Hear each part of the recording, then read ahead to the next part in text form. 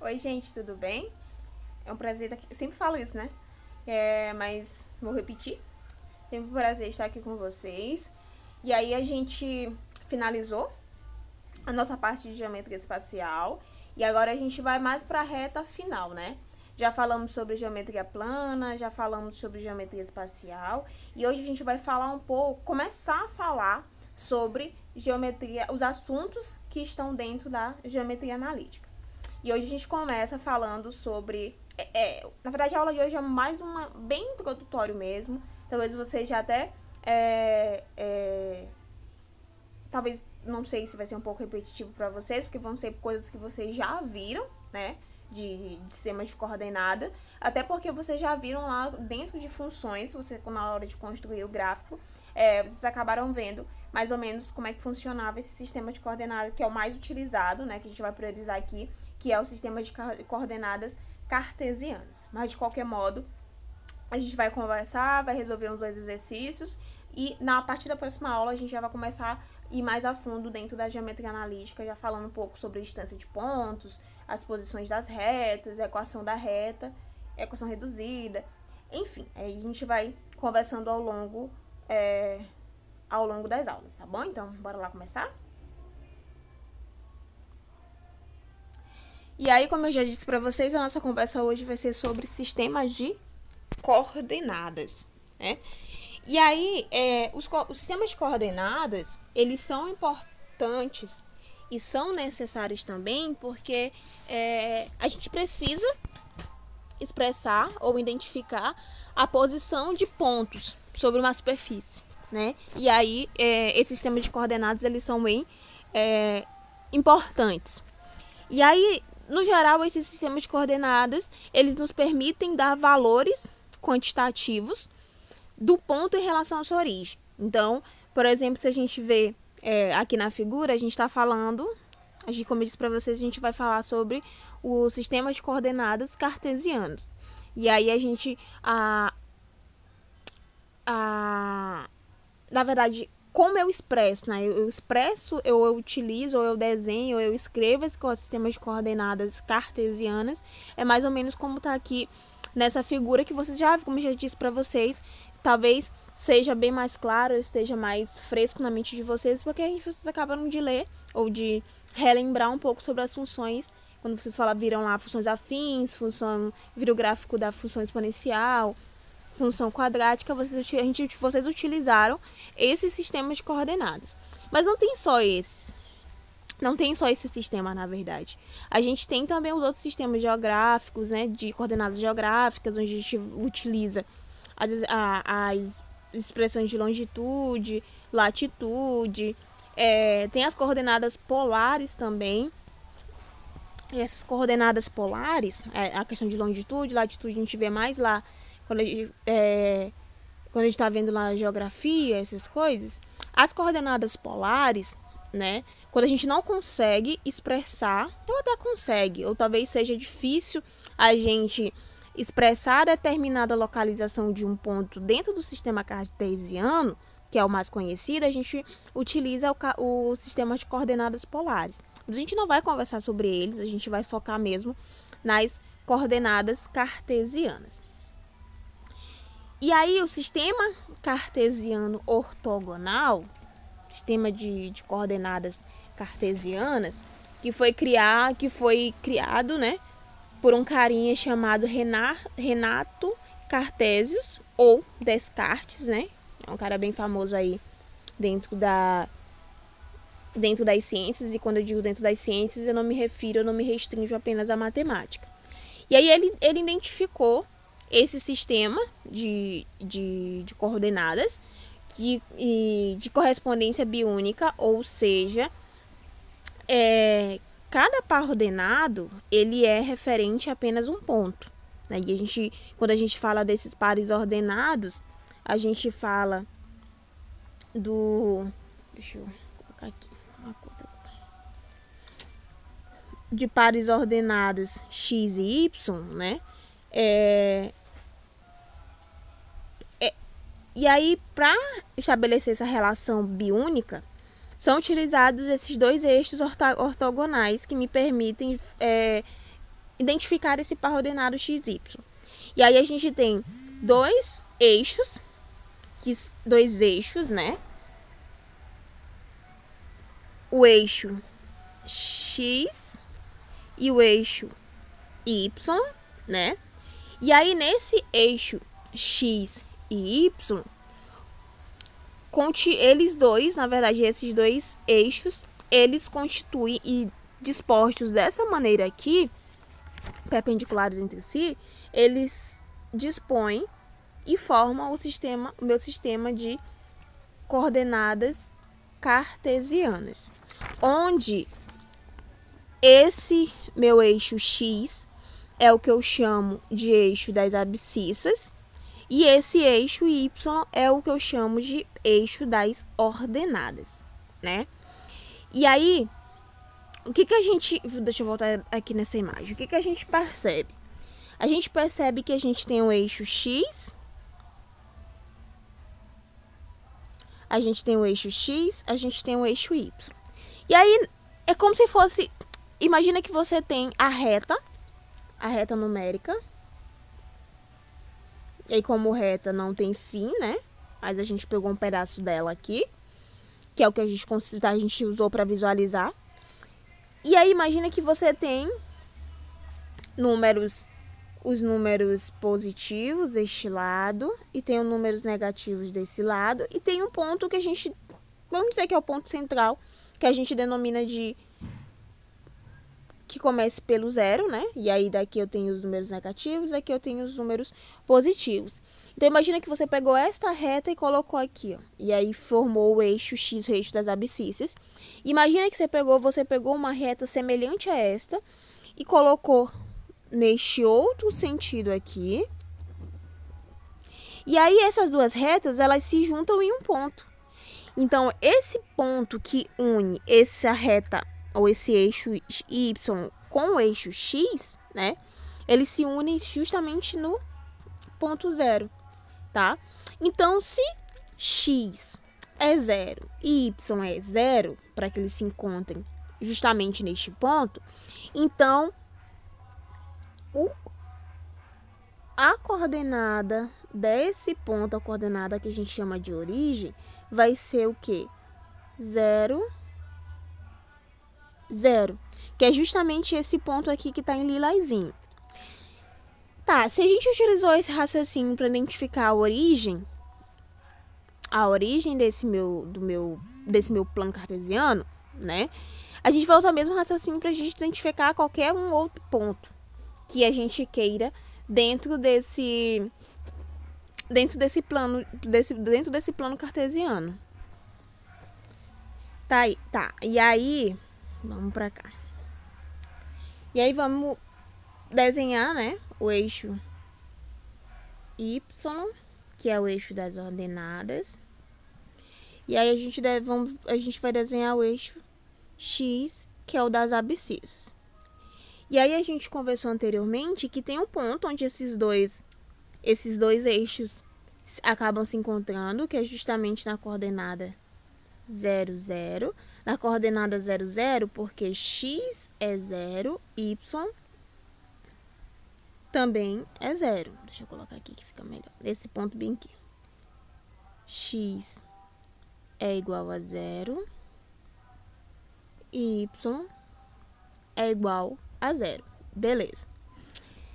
E aí, imagina que a gente quer identificar qualquer outro ponto dentro desse nosso plano cartesiano.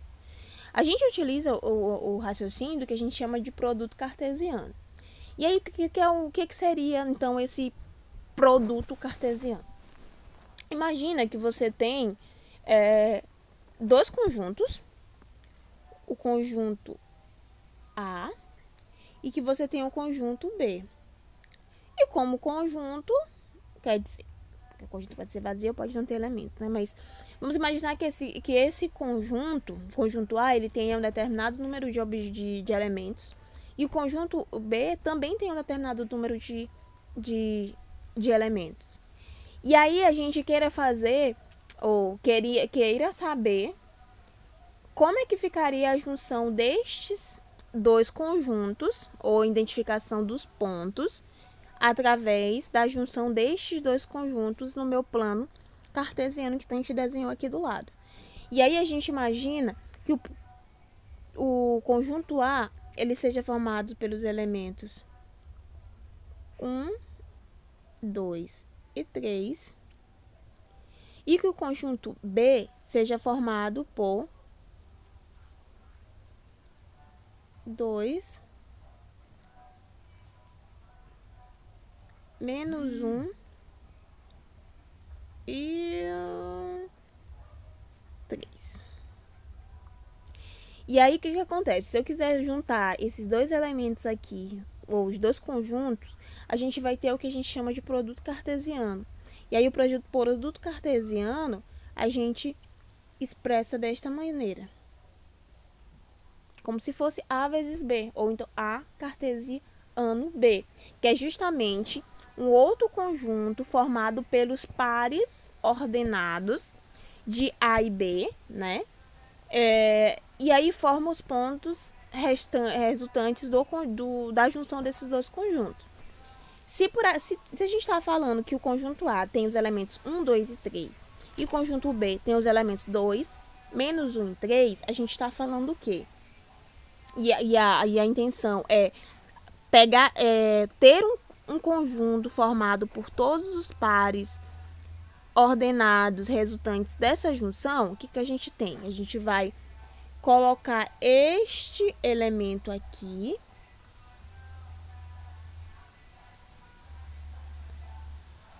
ordenado ou junto com todos os outros elementos do conjunto B, para que a gente tenha ordenadas. O que tu tá dizendo com isso, Thélia? Eu tô dizendo que a gente vai ter um par ordenado 1 e 2.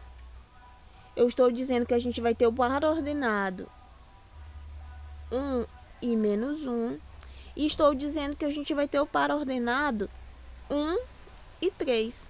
Então, a gente observa que a gente pegou primeiramente, o primeiro elemento do conjunto A e colocou de forma ordenada, né? Com todos os elementos, isso aí, um de cada vez, todos os elementos do nosso conjunto B. E aí, quando eu faço isso, eu obtenho pares ordenados. Então, a partir dessa nossa primeira ação, a gente já consegue identificar esses pontos ou jogar esses pontos do nosso produto cartesiano, que está desenhado em verde aqui. E se eu disse que esse eixo X é uma reta, quando a gente vai dispor, e como uma reta a gente tem os números dispostos nela, né? Então, eu estou dizendo que esse aqui é 0, então aqui é 1, 2, 3 e assim sucessivamente. E aqui, se aqui é 0, nesse ponto azul, que é justamente o ponto de encontro dos dois eixos, eu tenho que à esquerda desse ponto de encontro, desta origem, os números eles já serão negativos. E agora, vamos só tentar identificar ou lembrar como identifica os pares ordenados dentro desse plano cartesiano. O nosso primeiro par ordenado é 1 e 2. E daí, lembrem que aqui é X, aqui é Y, tá? Então, onde tiver o número que estiver numa posição de X, eu vou identificar apenas o eixo das abscissas. O outro número que estiver na posição do Y, eu vou identificar, ou eu vou encontrá-lo, marcá-lo no eixo das coordenadas. Então, esse primeiro ponto bem aqui, essa primeira ordenada 1 e 2, o 1, eu vou marcar aqui em lilás, 1 e 2. Então, imagina que o 2 está bem aqui. Então, esses dois pontos, eles se encontram bem aqui. De igual modo, menos 1 e 1. E aí, se a gente disse que do ponto que aqui é o ponto de origem, aqui é o ponto de origem, ponto em azul. Essa parte do meu eixo Y bem aqui vai ser de números positivos. dessa parte aqui do meu eixo y será de números negativos. Então, esse menos 1 aqui, ó, esse menos 1, ele vai estar identificado abaixo da minha origem.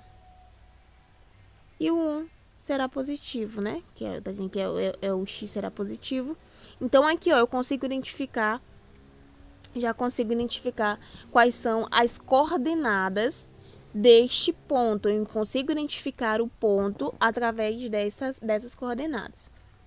Nos vestibulares, né, a gente percebe muito que tem aquelas questões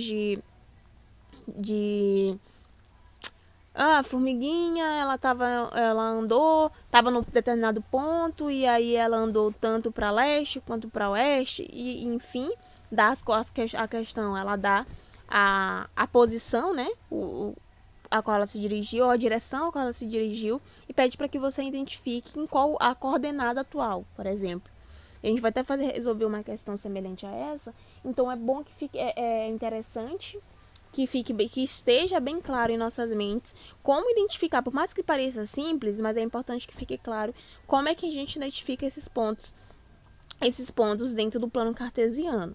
Até porque isso é bem importante quando a gente está falando lá das funções, é bem importante para a gente fazer a própria construção do gráfico, e isso está bem claro em nossas mentes.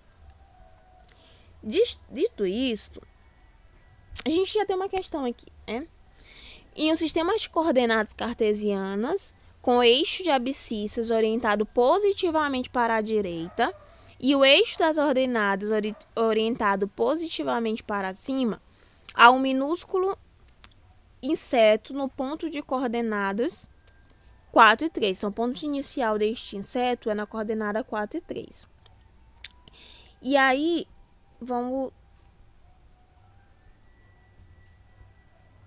tentar identificar aqui. Tem o eixo, tem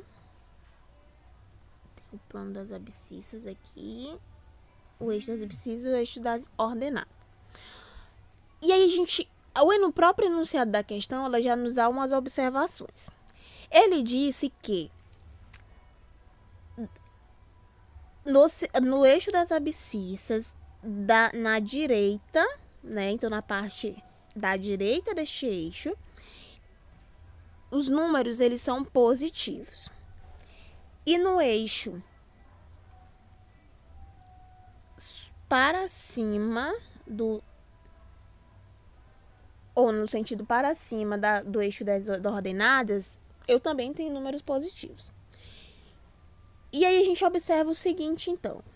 A gente observa que a coordenada x e y deste lado aqui, que é o que a gente vai chamar de quadrantes, a gente viu algo semelhante quando a gente estava falando lá de circunferência, né?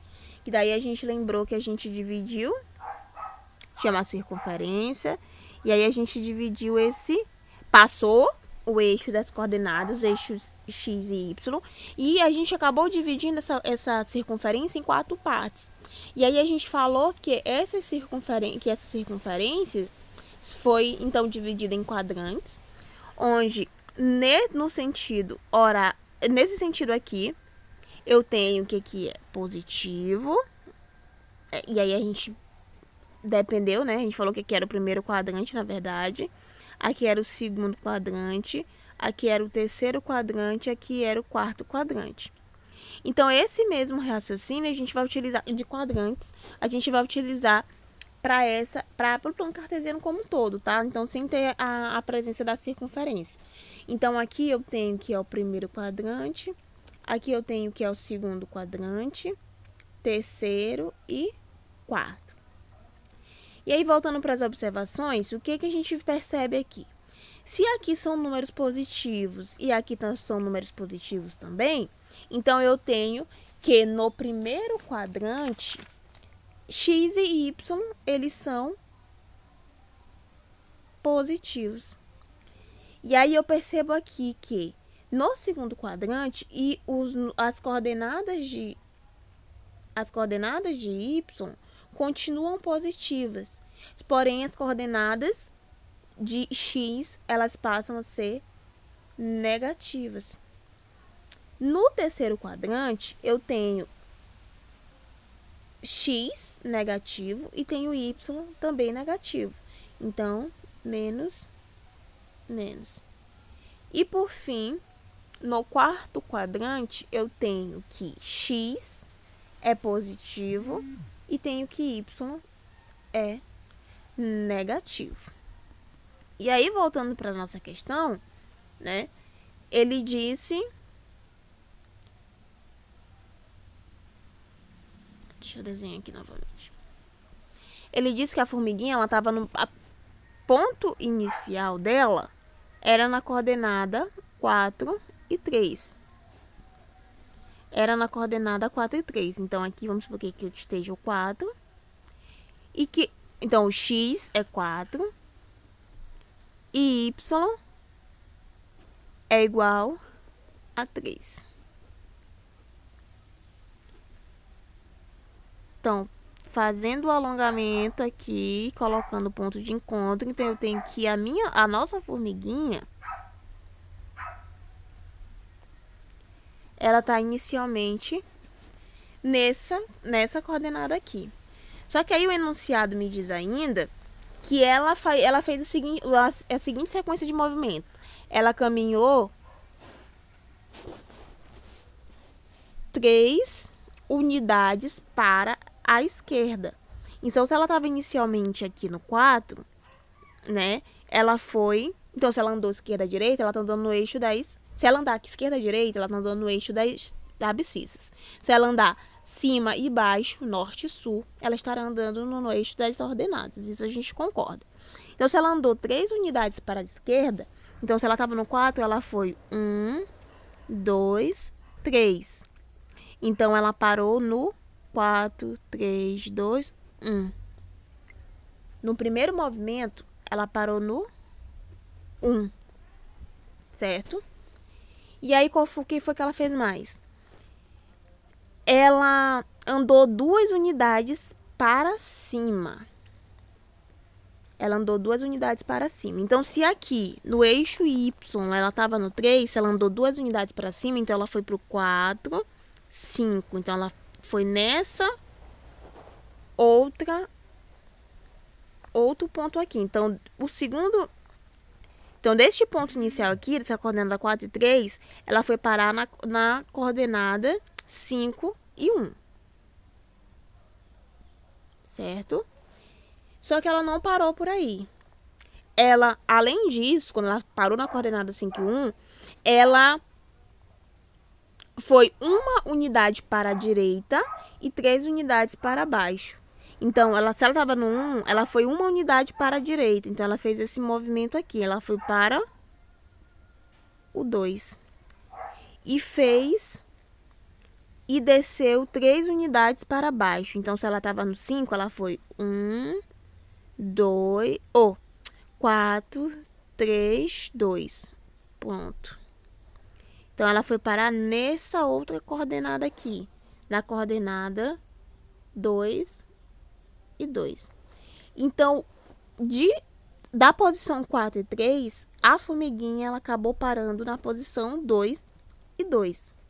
Então, a nossa resposta correta seria a letra C, que é o que representa o par ordenado de posição final dessa formiguinha, desse inseto. Nessa segunda questão, que é uma questão retirada do Enem de 2013, ela dá pra gente, né, algumas sentenças, da 1 até a quinta, e aí ela dá algumas informações. E com base nessas informações, a gente vai ver, vai conseguir encontrar a resposta, tá? A primeira, ela diz que dentro do plano cartesiano, dentro dos eixos x e y, que é o que a gente vai desenhar aqui. Deixa eu só deixar afinar um pouco mais o lápis. Então, a gente tem x e y. E aí, a sentença 1 diz que é a coordenada de uma circunferência representada por essa equação aqui. Se a gente está vendo uma expressão do jeitinho que está aqui, que é uma equação de circunferência, a gente percebe que é uma circunferência de centro na origem e de raio 3. Então, se é uma circunferência de centro na origem de raio 3, a gente tem que... Lembremos o que é uma circunferência. Circunferência é conjunto de pontos que tem a mesma distância da origem até a borda, digamos assim. Então, se eu digo que é raio 3, eu estou dizendo que nesta posição aqui, o máximo que ele pode alcançar é 3. Eu estou dizendo que nessa posição aqui, o máximo que ele pode alcançar é 3. E de igual modo, aqui, ó, mesmo que seja negativo, tá? Então, tudo, o máximo que ele pode alcançar é de 3 unidades a partir da origem. Então, a gente já tem que a nossa circunferência, que é o da primeira sentença, é isso. A segunda sentença diz o seguinte, que é uma parábola representada pela equação menos x ao quadrado menos 1, variando de 1 até menos 1. Então, se ele já nos diz que ela está variando de 1 até menos 1, e é uma parábola, né? E a gente lembra. E é a segunda. Se a gente observar aqui, é menos x ao quadrado menos 1. Menos x ao quadrado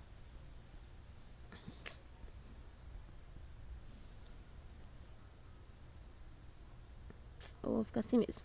Ao quadrado menos 1 com raízes menos 1 e 1. A gente aprendeu que o número que acompanha o termo x ao quadrado é o que a gente chama de a. E se este a ele é positivo, a concavidade da minha parábola ela é para cima. Se esse a ele é negativo, a concavidade da minha parábola ela é para baixo.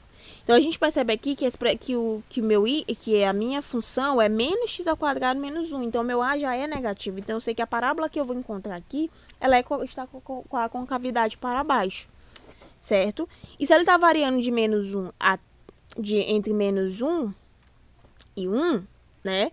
Então, eu tenho que... Deixa eu botar logo aqui na alternativa para a gente observar uma coisa. Então, eu tenho que, das opções aqui, eu já conseguiria, com essa informação da parábola, né? Na verdade, do raio, eu já consigo eliminar a alternativa A, alternativa B, na verdade, a alternativa A e B. E aí, eu consigo eliminar mais ainda, com essa informação da concavidade para baixo, eu consigo eliminar a alternativa C também, onde eu tenho uma parábola aqui desenhada, só que com a concavidade para cima. E eu sei que não tem a concavidade para cima. E aí ele fala que varia de 1 até menos, ou de menos 1, entre 1 e menos 1, ou de menos 1 a 1. Então, eu sei que ele vai variar aqui, ó, no menos 1. Então, a gente já conseguiu desenhar ou encontrar o ponto aqui nessa circunferência, nesse plano coordenado da sentença 2. A sentença 3, ele diz que é pra gente, na verdade, tanto a 2 quanto a 3, a gente tem quadrados a serem encontrados. O primeiro quadrado, ele tem vértice 2 e 1. Deixa eu dar uma bota de 2 e 1, né? 2 e 1. Mas lembre-se que os pontos formam um quadrado, tá? A gente encontrou um ponto do quadrado da sentença 3. O outro ponto é menos 1 e 1.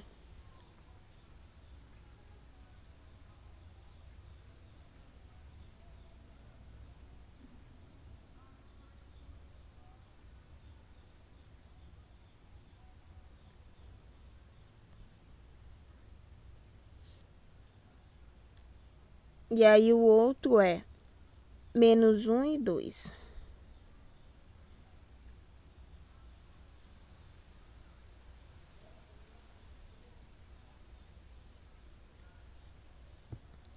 O outro é -2 e 2.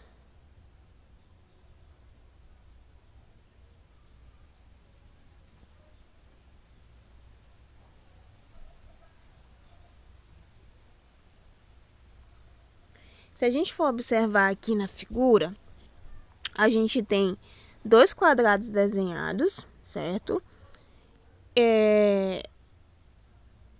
E aí a gente observa que, pelas imagens, se a gente já encontrou a parábola lá, que estava variando em entre 1 e -1, que é justamente essa parábola em verde aqui, pelas figuras a gente já observa que a alternativa correta dessa questão é a letra E.